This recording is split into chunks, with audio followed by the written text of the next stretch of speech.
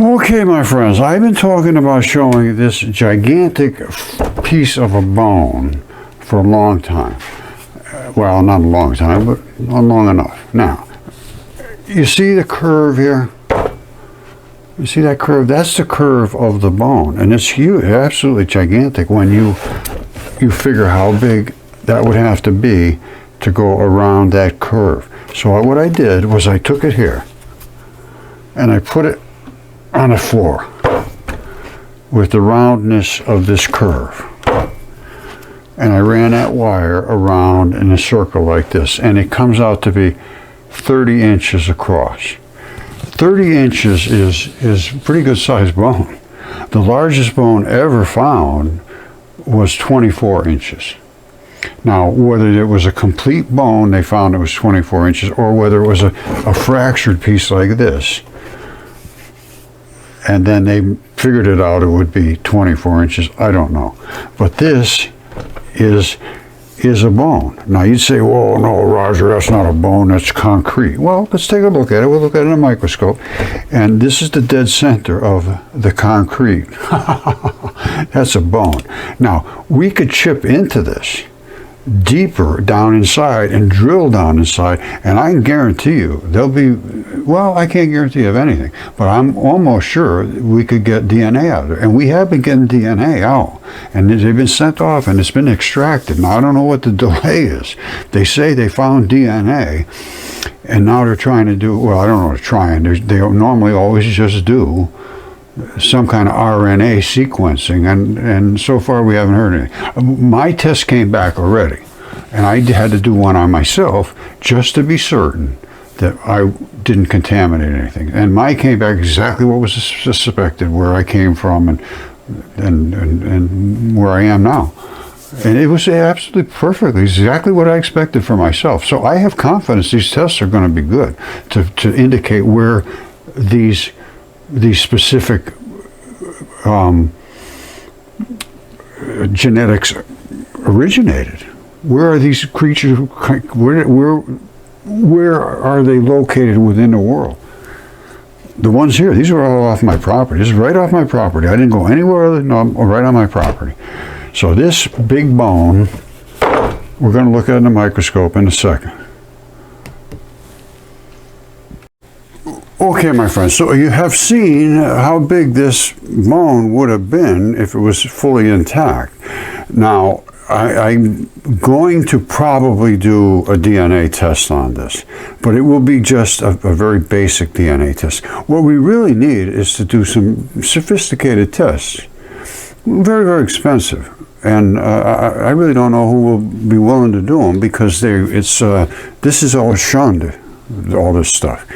Everything I do is suppressed because it overthrows what they're telling us about our history, evolution, all that stuff. We have to take into account the ancient texts. Now, from here on forward, I'm sort of going to a ramble about this and that, and we're going to actually get into some of the ancient texts to talk about these things.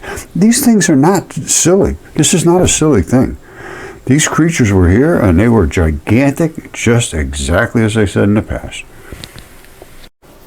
Okay, this is that same gigantic bone, and you can see the microstructure of the fibers inside the bone. This didn't transition as bad as I thought. There's still a lot of, I'm sure those are calcium fibers from the bone. Now, over here, you see, this would, I guess I would call a bone foremen. And that is, I believe, going to be full of blood right in there. Now, let me come over here a little bit with it, because it feeds that tube. I don't know if you can see that tube. Hold on. It's actually right there.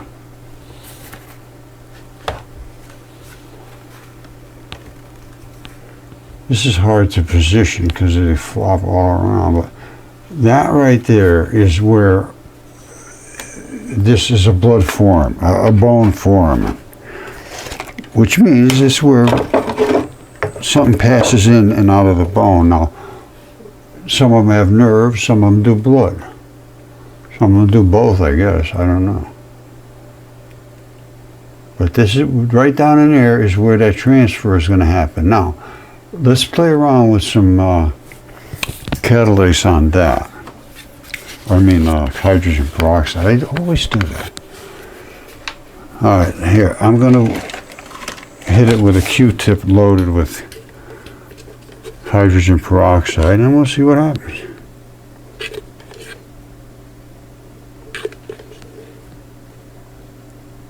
If there's a lot of blood, well, I can see it already, I think. Yep, see all the white fuzzy stuff? It's eating it up quick, too. You see it? I'm going to come down as quick as I can before it eats it all up. I can't get right on top of it. You see that? That's all oxygen being bubbled off of the hydrogen peroxide. Hydrogen peroxide is H2O2. It has an extra oxygen. Now, I've been working around the chemistry of oxygen. Very interesting chemistry. H2O2, this is. And it's just about, it's consumed all of the hydrogen peroxide. I could put more on there and it will reactivate it, I'm quite sure. Watch. Let me get this out of the way and hit it with some hydrogen peroxide, and then we shall see what we shall see. All right. Now, let's get back at it and see what we see. Look at it bubble up now. Look at that baby go.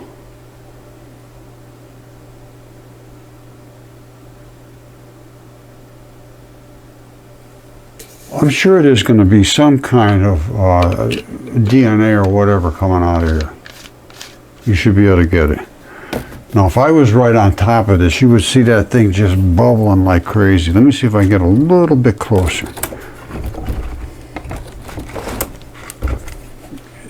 The only problem is it's going to be shaky. I don't have a clamp that can hold something that's distorted. Hold on.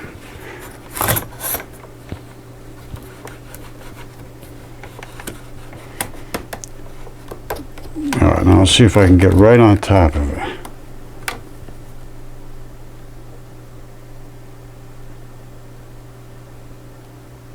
You see it bubbling in there?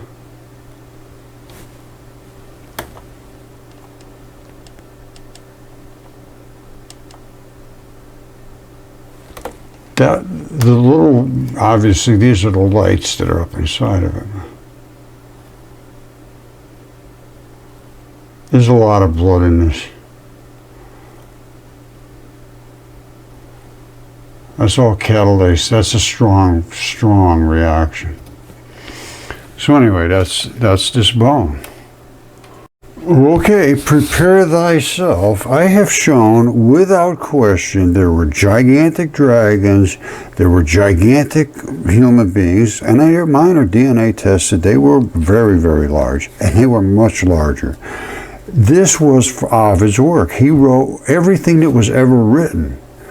The creation, the ages of mankind, the flood, Deucalion, who was Noah.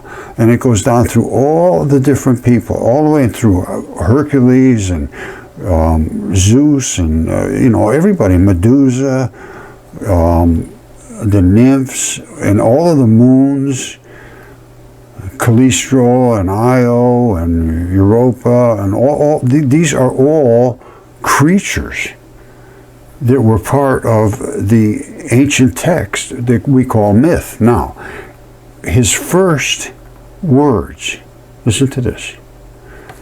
This is called Metamorphosis, was his epic work. And it was as widely read and disseminated as was the Bible at this time, during Julius Caesar. Now, Metamorphosis is a transformation, this is the first book, lines 1 and 2. The first thing he says. He says, metamorphosis or transformation is a unifying theme amongst all his works, the episodes of the Metamorphosis. And he had 15 books and this is the one thing that is the most important, is they could morph. So he says it's the unifying theme. That's the important thing to take away. Now, Ovid raises its significance explicitly in the opening lines. And he says, in nova fert animus mutatus decere formos corpora. What does that mean? I intend to speak of forms changed into new entities. What does that mean? They make sculptures? Well, let's see what he means by that. It says, accompanying the theme is often violence inflicted upon a victim, who must be a creature or a person, whose transformation becomes part of the natural landscape. They did it just for fun. All right? Now, they say, oh, it's just that he wasn't really serious. But it says, in his works, this is what he wrote, not what these people think. In his works, it says, there is a great variety among the types of transformations that take place, from humans to go into inanimate objects like rocks and stones and walls and anything they wanted. They could go into constellations, they could go into animals, they could be plants, they could be animals and ants and fungus and mushrooms. They could go to be humans. They could be one sex to another. They could form different colored pebbles. They could do anything they wanted because they owned matter.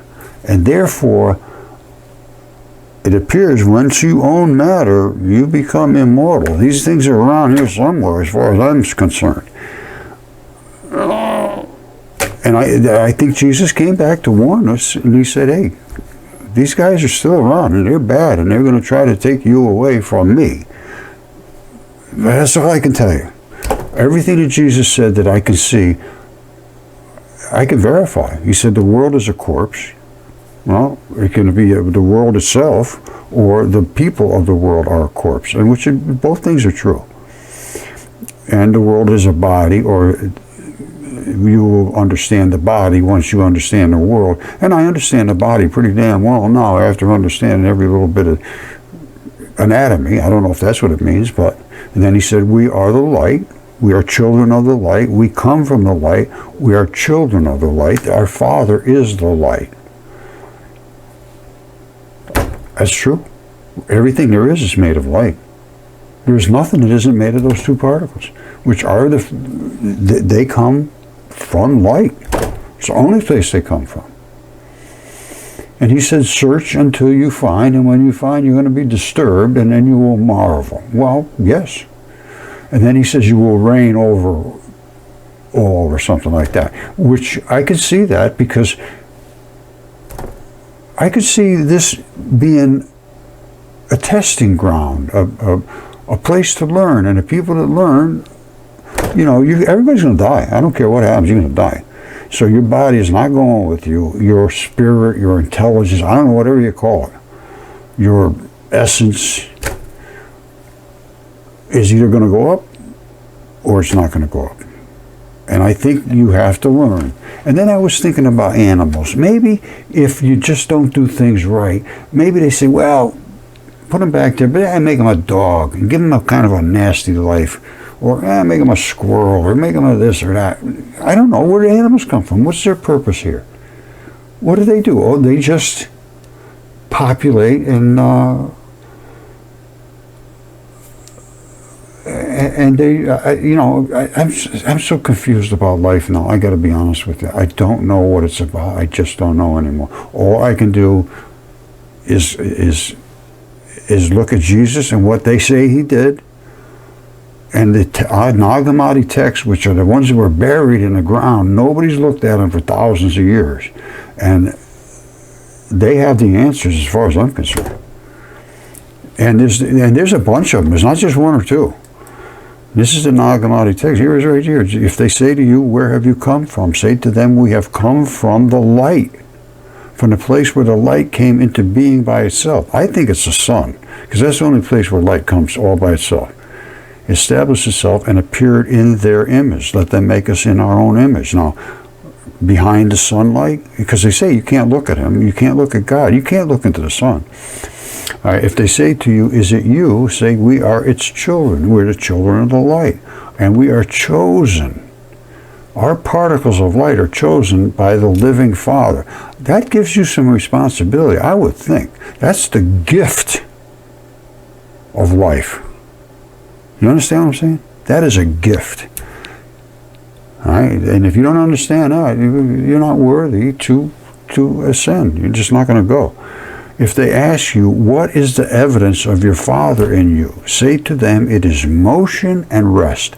Absolutely. Energy is motion. Rest is just stationary. It's kinetic and potential. This is it. And the more kinetic energy there is the more mass. So energy is mass, yes. Einstein is c squared. It's absolute nonsense. It's just like saying times 1. C squared is always going to be the same number. E equals m times 1. I agree with that. Energy equals mass. Mass is only dictated by how much of the thing you have, what it bashes into, and how fast it's going when it bashes into it. That's all. And then, of course, you got some energy going on with nuclear interactions, nucleosynthesis, it's called. And it's also called, like you got energy when you make concrete, cement, it gets hot. Those are the interactions in the molecule. There's a couple of different ways you can create energy. But anyway, that's a whole nother story. But we are light. We are literally made of those dipoles. And every single thing there is the same. They're all made of that. So I'm looking at this occasionally here to see if something makes sense. And this is where they all came from. See all these? These are the books they found. You see that? That's a statue that broke apart during, I believe it was a bombing raid. And his leg, flesh fell off. Literally the flesh. And somehow they could turn the flesh in, but here's the tendon. You see that? That's the tendon in his leg. This is the blood running down his leg. And this is, somehow they could make the flesh solid. And you can even see all of the articulation of the muscle and so forth in his shoulder. And originally he was designed as a lawn sculpture. I'm telling you, that's what they did. Ovid said that's what they did. He's around here somewhere. He was a lawn sculptor at one time. Standing on the side of the cliff. I don't know.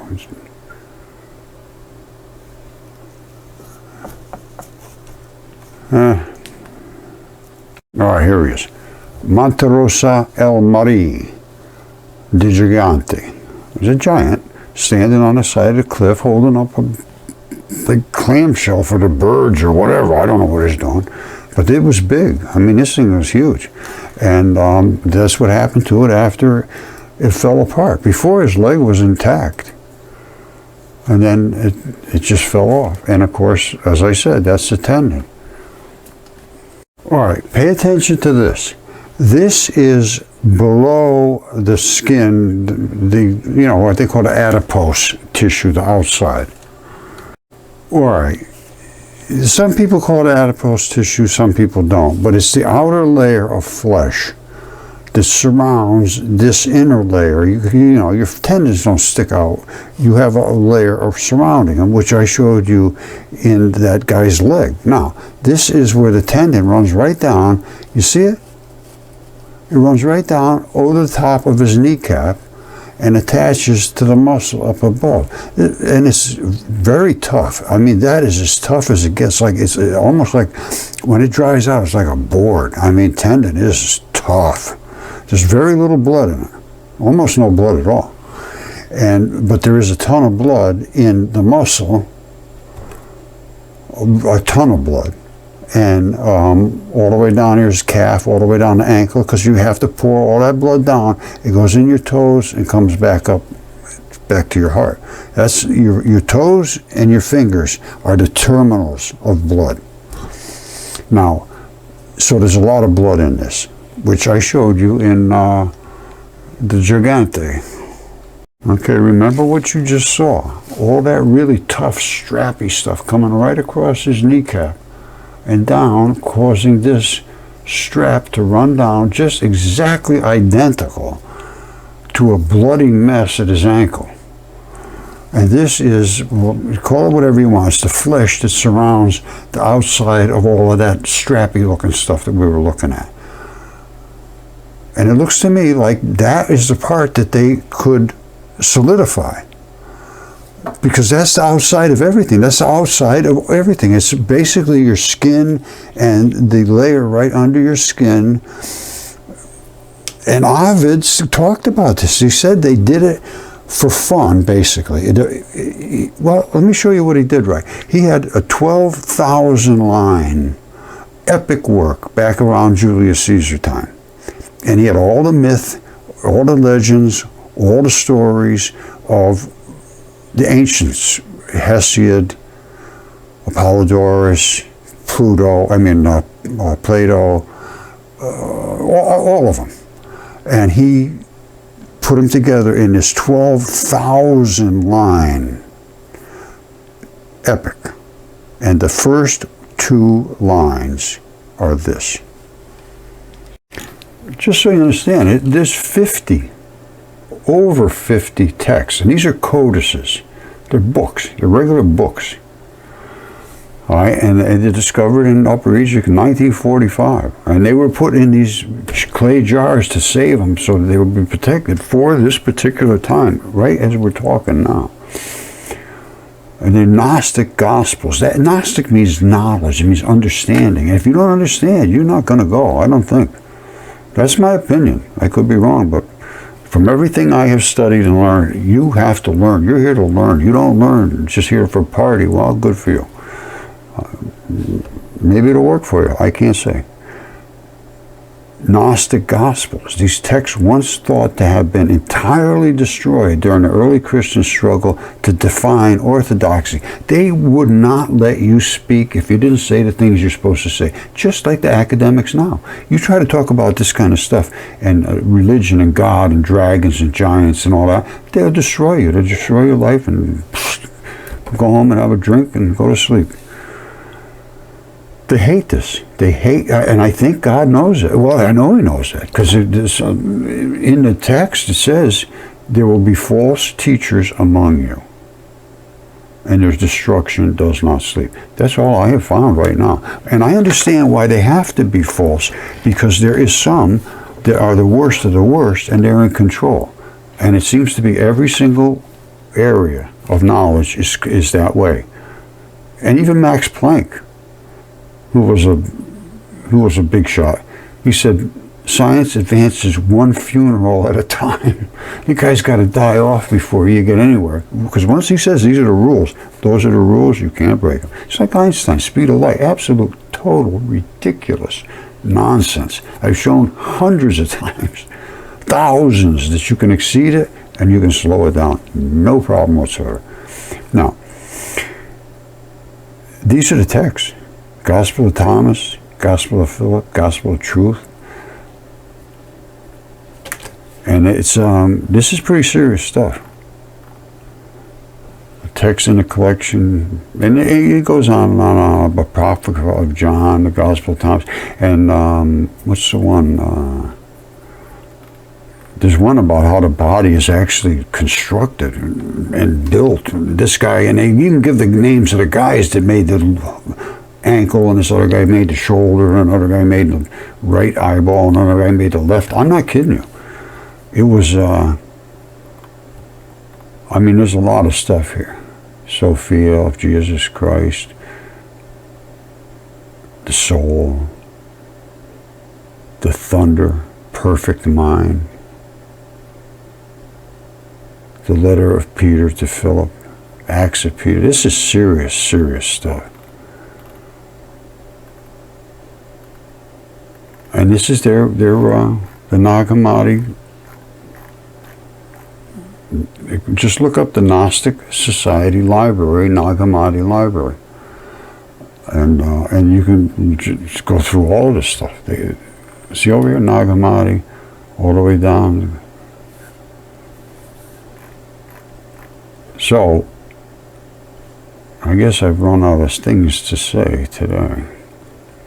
Anyway, I guess I'm going to leave it at this for today. Thank you. I love you all. We need to get some truth and reality and start to study this stuff. If it makes sense, fine. If it doesn't, go on your own way. This is what free will is all about. But to keep it sequestered and hidden and locked and vaulted and veiled and suppressed and then demeaned. Not right. All right, I love you all. Bye. You see this? This is the same IP address as mine. This is my wife sending me something saying cute. This message seems dangerous. This is what my stuff goes out at. This is from my IP address. Somehow they got me locked down. And you get this stuff, you just throw it in the trash. Obviously, you're going to open that? Well, let's see what it is. This dangerous stuff. It's a bird. She's got this little bird house thing on the back. Puts it out on the deck and they come up and they eat this stuff, and she's got a little camera in there. I forget what they call it, bird buddy or something. Tufted titmouse. He knows what kind of bird it is when it comes up. And we got a cardinal here. It's absolutely almost like blood red. And I mean the whole entire thing. Unbelievable. Never saw anything redder in my life. Evil looking bird, she says. Look, he does look kind of evil. We feed a lot of birds here. We got a ton of them. I feed them in the front, and then we got them in the back, a couple different places. She got a little bird buddy thing, and then we got suet hanging up and all kinds of things. We got a flock of doves arrives every day, and they come right up to the window, and they just say, hey, hey, hey. And it's we had some pretty good, well, not a lot of snow, about 6 inches. It was fluffy, thank God. My snowblower worked fabulously. All right. We go through, bags and bags of feed. She sends this, she says, this guy looks a little plump. Yeah, he does look like I don't know, he's going to have a hard time getting off the ground. It looks like a little melon or something. All right, so enough of those dangerous messages. We get back to safe zone.